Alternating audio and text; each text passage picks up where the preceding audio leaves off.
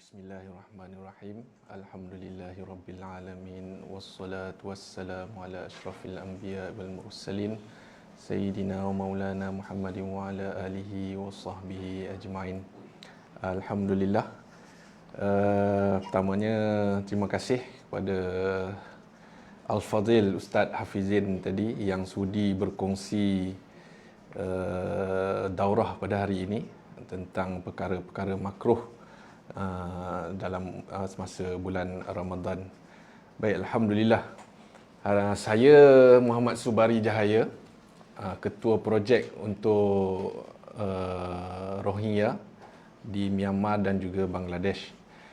Okey, pada hari ini kita akan fokus kepada projek terkini yang kita akan laksanakan semasa Ramadan nanti, insya-Allah. Baik, pertamanya kita nak menyentuh tentang siapa Rohingya ni. Baik, Rohingya ni ialah satu etnik ataupun salah satu etnik ataupun kaum daripada lebih kurang 135 etnik di Myanmar yang membentuk negara Myanmar itu sendiri. Jadi kalau nak cerita sejarah Rohingya ni panjang. Jadi apa yang boleh kita katakan, Rohingya ni memang dahulunya memang dah ada di Arakan ni ataupun Rakhine State sekarang di Burma. Sebelum dijajah oleh British, kemudian apabila British menyerahkan ataupun kemerdekaan Myanmar ni, British telah menyerahkan Arakan ni kepada pentadbiran Burma pada ketika itu. Jadi pada masa itu kehidupan etnik Rohingya di Myanmar ni lebih maksudnya harmoni dan tanpa ada sedikit persengketaan lah. Kemudian konflik ataupun kemuncak kepada apa yang berlaku kepada etnik Rohingya ni bermula daripada 1982. Apabila Myanmar pada ketika itu memperkenalkan dipanggil Myanmar Citizenship Law ataupun Undang-Undang Kewarganegaraan Myanmar. Dalam masa dia buat undang-undang ni, dia tak iktiraf Rohingya ni sebagai salah satu daripada etnik ataupun kaum yang terdapat di Myanmar lah. Jadi bermula dari situlah penindasan ataupun penganiayaan bermula terhadap etnik Rohingya di Myanmar ni. Mereka dinafikan segala hak-hak ataupun keistimewaan sebagai warga negara, mana tak dapat pendidikan, tak dapat kemudahan-kemudahan yang lain seperti warga negara yang lain lah. Jadi pada ketika itu sebelum krisis 2017, terdapat 1.4 juta orang Rohingya di Rakhine State ataupun di Arakan pada ketika itu. Kemudian selepas daripada 2017 tu, apabila operasi ketenteraan besar-besaran tentera Myanmar, hampir 750,000 orang telah lari meninggalkan Myanmar. Jadi kini hanya tinggal lebih kurang 500 ke 600,000 orang Rohingya sahaja di Arakan. Dan majoriti ataupun 99% warga Rohingya ni adalah Muslim. Jadi atas dasar itulah, atas dasar semangat persaudaraan Islam, Al-Ittisam telah memulakan ataupun membantu etnik Rohingya ni sejak daripada tahun 2015 lagi pada ketika itu. Okey. Panjang kalau nak kita ceritakan tentang sejarah penindasan Rohingya ni. Antara banyaklah penindasan ataupun penganiayaan yang telah dialami oleh orang-orang Rohingya ni, di mana harta benda mereka telah dirampas, dia dibunuh, dirogol dan dizalimi. Jadi mengikut Pertubuhan Bangsa-Bangsa Bersatu, etnik Rohingya ni merupakan antara etnik yang paling teraniaya di dunia. Ini menurut Pertubuhan Bangsa-Bangsa Bersatu lah, PBB. Okey, sekarang ni terdapat hampir 1 juta orang pelarian Rohingya yang di Bangladesh. Jadi kita akan membantu untuk kedua-dua negara lah, Myanmar untuk Rohingya yang masih lagi bertahan di sana, dan juga Rohingya yang mendiami kem-kem pelarian di terutamanya di Cox's Bazar lah di Bangladesh. Ada juga yang lari ke Thailand, ada yang lari ke India, ada yang ke China dan ada juga yang datang ke Malaysia. Tapi kita lebih fokus kepada Rohingya yang masih menetap di Myanmar dan juga yang mendapatkan perlindungan di kem-kem di sekitar Cox's Bazar di Bangladesh. Kemudian antara yang terkini krisis Rohingya ni pada Februari 2021 telah berlaku rampasan kuasa oleh pihak tentera. Sebelum ni diperintah oleh Aung San Suu Kyi. Kemudian tentera merampas kembali kuasa tu pada 2021. Ini menambahkan lagi tekanan kepada etnik ataupun kaum Rohingya yang berada di Myanmar. Sebagaimana kita maklum sebelum ni memang tentera ni dia bersikap agak anti Rohingya dan juga dibantu oleh pelampau-pelampau Buddha di Rakhine State ni. Jadi penindasan dan penganiayaan Rohingya ni semacam tak ada titik penghujung. Belum ada nampak sinar-sinar untuk krisis ni pulih lah. Sebab kalau kita tengok TV ataupun berita-berita, ramai Rohingya yang cuba lari ataupun keluar daripada kem ataupun daripada Myanmar ni, pergi ke negara-negara lain untuk mendapat perlindungan. Kita tengok ramai yang bot karamnya yang mati di tengah laut apa semua kan. Dan ada juga yang menjadi mangsa pemerdagangan manusia. Jadi krisis Rohingya ni dah menjadi macam satu bisnes untuk penjahat ni lah yang cuba ambil kesempatan atas kesengsaraan Rohingya ni. Sebab itulah Rohingya ni boleh dikatakan antara etnik yang paling teraniaya di dunia.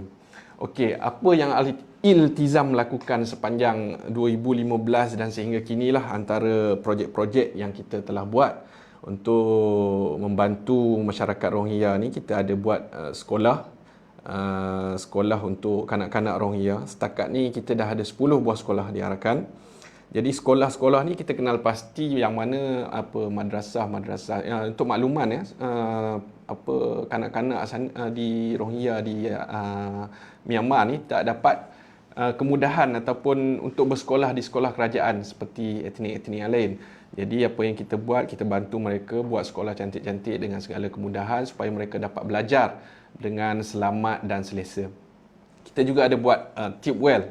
Setakat ni hampir 800 tube well kita ada buat di Arakan dan juga Bangladesh.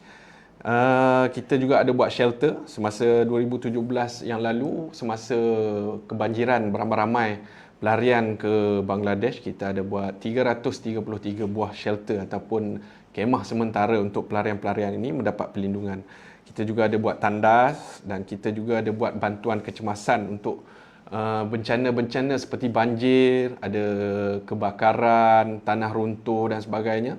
Bila berlaku saja kecemasan tu, kita akan terus hantar bantuan berupa dalam bentuk makanan lah. Kita lebih fokus kepada bentuk makanan. Okey, kita ada buat field kitchen ataupun dapur medan. Dapur medan ni kita buat, kita masakan ataupun makanan yang dah siap dimasak yang kita agihkan kepada pelarian-pelarian yang baru sampai pada ketika itu.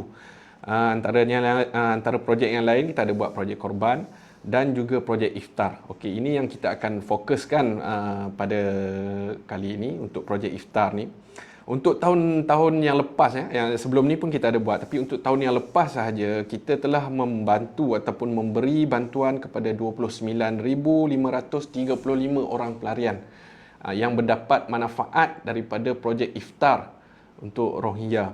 Rohingya di Bangladesh dan Rohingya di Arakan. Apa yang kita buat? Kita buat RTE ataupun ready to eat food ataupun kita panggil makanan siap dimasak lah. Dan juga food basket ataupun bakul makanan. Makanan siap dimasak ni kita akan masak, kita akan buat preparation ataupun persediaan dari pagi tu, dan tengah hari tu kita dah start masak, petang tu kita setiap packaging apa semua.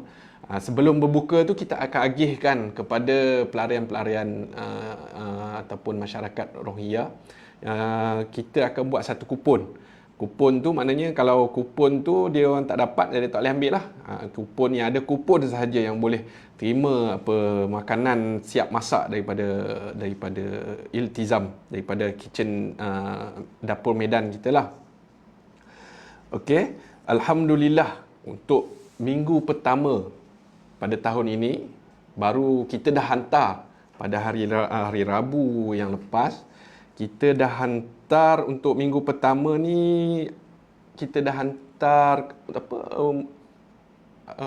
pack ataupun duit untuk sumbangan berbuka ni kepada 10,395 orang pelarian. Kita dah hantar.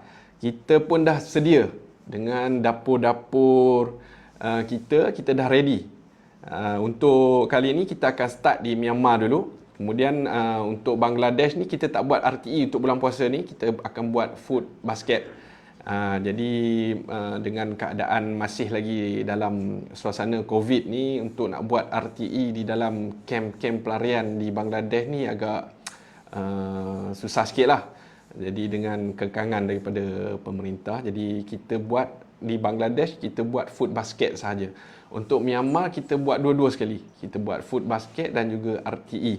Baik, untuk minggu pertama ni kita akan mulakan dengan RTE, iaitu makanan siap dimasak. Kita ada 3 buah dapur yang kita dah betul-betul bersedia. Hari pertama saja kita akan terus start. Sebab Myanmar, Bangladesh ni kebiasaannya hari puasa ni dia akan bermula lewat 1 hari daripada Malaysia. Jadi untuk tahun ni kita belum pasti lagi, tengok kepada pemerintah lah. Jadi kebiasaannya begitu. Kebiasaannya akan bermula lewat sehari daripada Malaysia lah. Baik, insya-Allah pada hari pertama ni kita akan start di 3 buah dapur di 3 daerah di Arakan. Kita ada satu di Baudupa IDP Camp.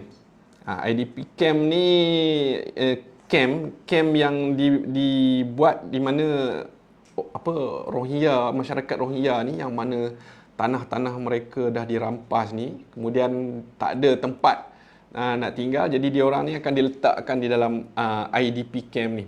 Jadi IDP camp ni memang dikawal oleh tentera, jadi nak keluar masuk tu memerlukan kebenaran daripada pihak tentera lah atau pihak pemerintah. Okey. Jadi yang keduanya kita ada dapur di Kampung Zail Hafarah di Chokto. Salah satu daerah di dalam Arakan ni, di Zail Hafarah, Chokto. Okey. Dan juga yang ketiga kita ada dapur Ramadan di Kampung Pinla di Butidong. Butidong.